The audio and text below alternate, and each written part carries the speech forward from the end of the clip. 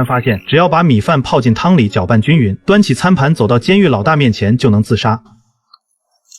全场瞬间一片哗然，从来没人敢这般挑衅这位狱中霸主。谁知光头非但没有动怒，反倒笑着示意手下全都坐下。男人见状，决定再加把火后，一边疯狂猛砸，一边怒吼祈求对方动手杀了自己，直到2名小弟将男人强行拉开。他还在嘲讽挑衅对方，连杀人的胆量都没有，也配做这监狱里的老大。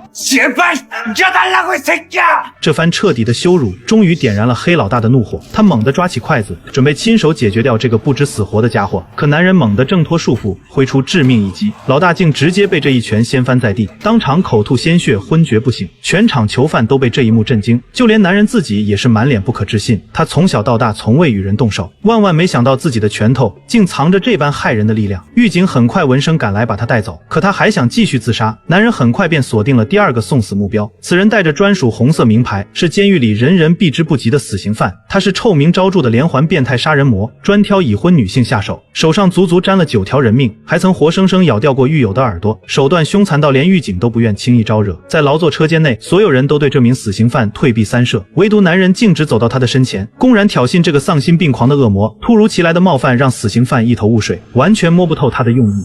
우리 엄마가 너랑 미역국은 드셨냐? 아니 나 진짜로 궁금해서 그래. 너 같은 사이코 새끼를 낳고 도대체 뭐 있어? 赤裸裸的恶意挑衅扑面而来，对方眼底瞬间涌起杀意，男人再度火上浇油。 9명 죽였다며? 10명 채워봐. 어차피 사형당해서 뒤질 새끼가 뭐가 무서워 안 돼? 死刑犯果然被激怒，掏出藏好的凶器，可任凭杀意滔天，他始终迟迟不敢下手。男人索性攥住对方的手，把刀刃抵在自己的脖子上。可谁也没料到，这个双手沾满鲜血的亡命之徒，看到他锐利决绝的眼神后，心底不由得莫名的发慌，因为他不知道这个主动找死的男人到底是什么来头。看到对方怂了，男人直接甩手一记耳光。 10명 채워서 네 엄마한테 자랑해야지 천하에 개! 쌍! 해주나! 새끼야! 本以为当众这样侮辱对方一定会痛下杀手，可结果完全出乎他的预料。杀人犯突然丢掉匕首，整个人瘫坐在地，崩溃的嚎啕大哭，嘴里不停喊着妈妈。最近有粉丝给我说想要租个房子，租房子找保洁维修，58同城全搞定。这下可好了，自杀不成，反倒成了欺负一个想妈妈的可怜虫。原来母亲竟是这个恶魔心里最脆弱的地方。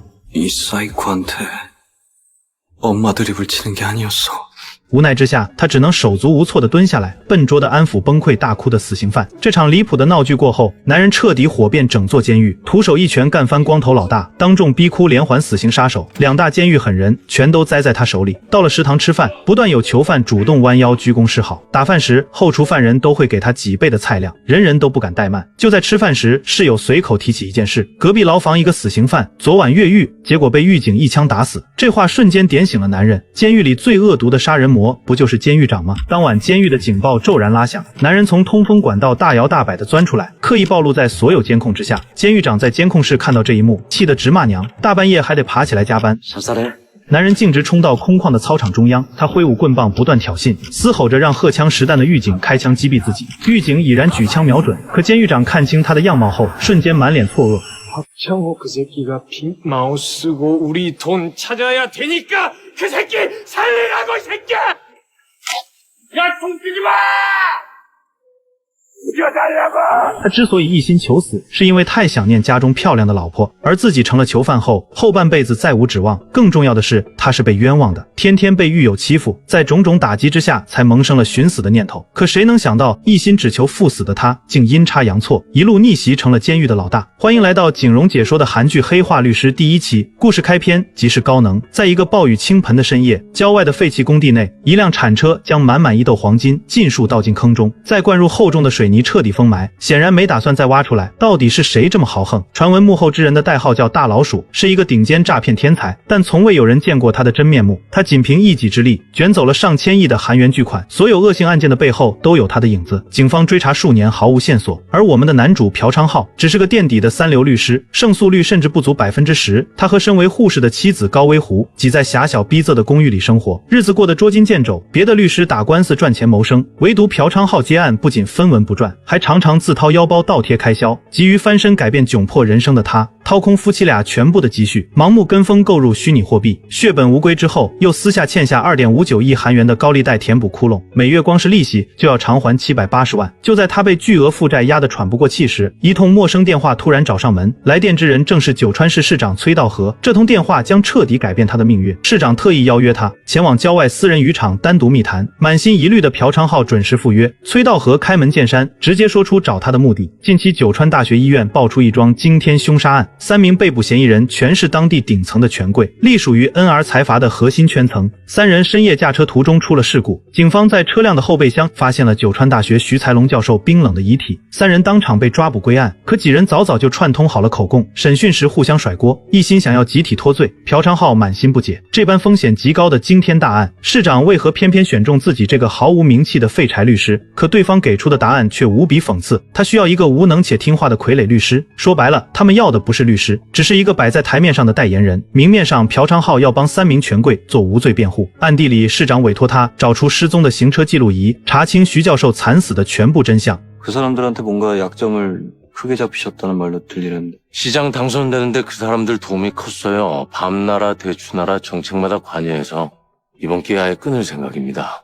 그러니까 그 사람들을 돕는 척 저들의 이중 간첩이 돼달라. 市长当场交付巨额现金作为委托定金，深陷债务深渊的朴昌浩瞬间抓住了唯一的救命稻草，没有丝毫犹豫，全盘接下了这场危险的交易。可他不知道，这一步踏出去，前面等着他的是万丈深渊。虽说业务能力一塌糊涂，但朴昌浩头脑并不笨，他提前和好友密谋，制定了一套试探计谋。次日，朴昌浩前往九川重刑监狱会见3名嫌犯，即便身陷牢狱，3位财阀权贵依旧享受着顶级待遇，专属 VIP 牢房一应俱全，美食娱乐设备应有尽有，监狱长亲自鞍前马后，殷勤伺候，完全没有半点囚犯的窘迫与拘束。朴昌浩一上来就对3人溜须拍马，极力装出一副听话顺从的样子，拼命博取他们的信任。 짜주신 각본대로 연기만 열심히 하면 되는 건데.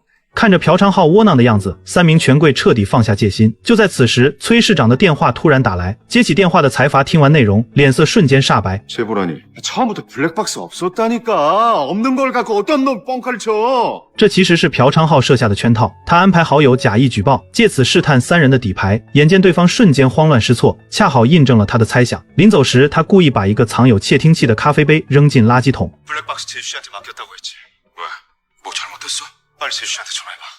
블랙박스 없애버려야 되는 거 아니에요?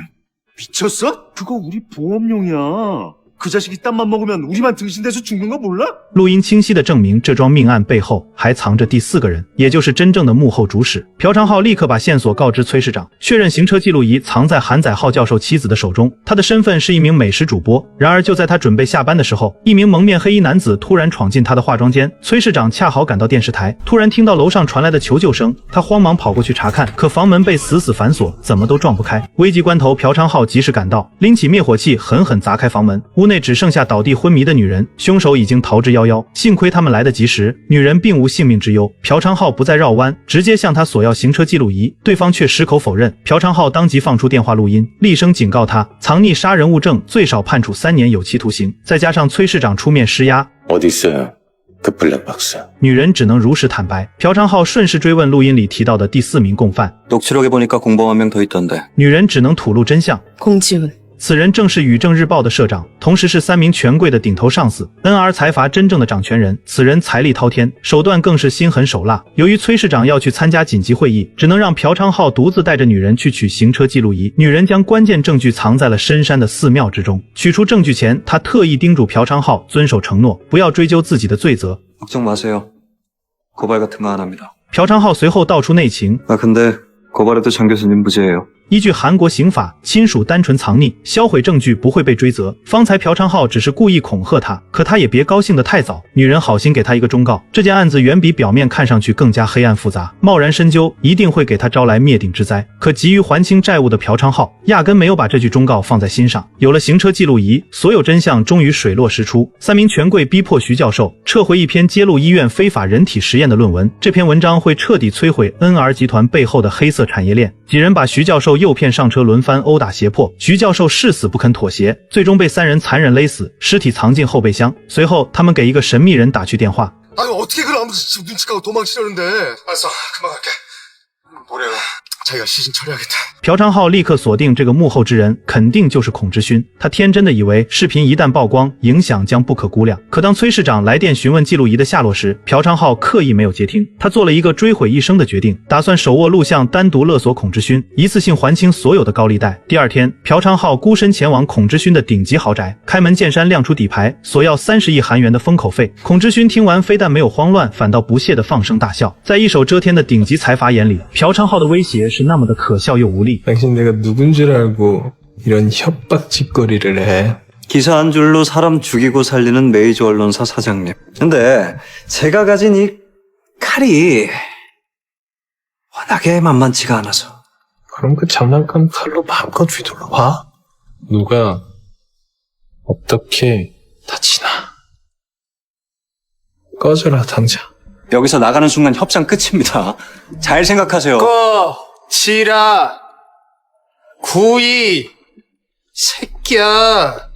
勒索失败后，朴昌浩只好改变方案，准备把证据原件交给检察长赵东华，走官方渠道揭露真相。可对方的电话始终打不通，他只能短信留言。当天恰逢他与妻子的结婚纪念日，妻子和岳父准时来到餐厅赴约。晚餐吃到一半，检察长终于打来紧急电话，催促朴昌浩立刻移交物证。临走前，餐厅服务员递来一杯冰美式，让他路上解渴。朴昌浩驾车途中喝下咖啡，很快头晕目眩，大脑出现强烈幻觉，四肢彻底不受控制，汽车失控直冲逆向车道。 接连发生惨烈连环撞击，整车彻底报废，朴昌浩重伤昏迷。万幸的是，他侥幸保住一条性命。这场车祸明显是孔之勋设下的灭口圈套，车里存放证据的 U 盘被人拿走，肇事车辆也被强制报废，对方意在销毁全部物证。不久之后，朴昌浩的伤势痊愈，准备办理出院，大批刑警直接闯入病房，他的血液检测结果呈阳性，警方当场以吸毒罪将他逮捕收押。关押期间，朴昌浩梳理整件事的脉络，从喝下陌生咖啡到失控撞车，从头到尾都是孔之勋布下的杀局。他向看守申请，只求单独和崔市长见面，供出给自己投放毒品的幕后之人。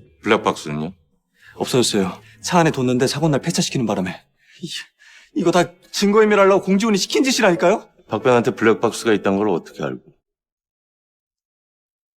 혹시 공지훈 만났어요? 得知朴昌浩私自跑去勒索孔之勋，崔市长怒火中烧。他本只想找一个安分听话的棋子，万万没想到对方自作主张。既然无法掌控，他只能彻底舍弃朴昌浩。当晚，大批警察突袭搜查朴昌浩的律师事务所，警员撬开墙壁的夹层，搬出数十箱金条，还搜出一把韩国明令禁止的手枪，以及大批量高纯度毒品。工作人员锯开天花板，成堆现金倾泻满地。一旁的岳父看得瞠目结舌，完全不敢相信自家女婿竟会这么有钱。海量物证摆在眼前，朴昌浩的罪名被彻底钉死，他最终被押往九川重刑监狱。讽刺的是，几天之前，他还以律师的身份来到这里会见3名 VIP 权贵犯人，一转眼自己沦为阶下囚。这座臭名昭著的监狱，并非普通的罪犯能够进入，这里关押的全是穷凶极恶的重刑犯人，这里毫无人权可言，等同于人间地狱。而朴昌浩将在这里迎来独属于他的特殊待遇。本期内容到这里就结束了。蒙冤入狱的朴昌浩能否洗清所有的罪名？得知他私自背叛的财阀3人组会在监狱里如何报复折磨他？随着新闻全网播报，全民都认定朴昌浩这个废柴律师就是真正藏匿多年、掌控1000亿黑金的神秘大老鼠。那从头到尾，他到底是不是大老鼠？我是景荣，咱们下期不见不散。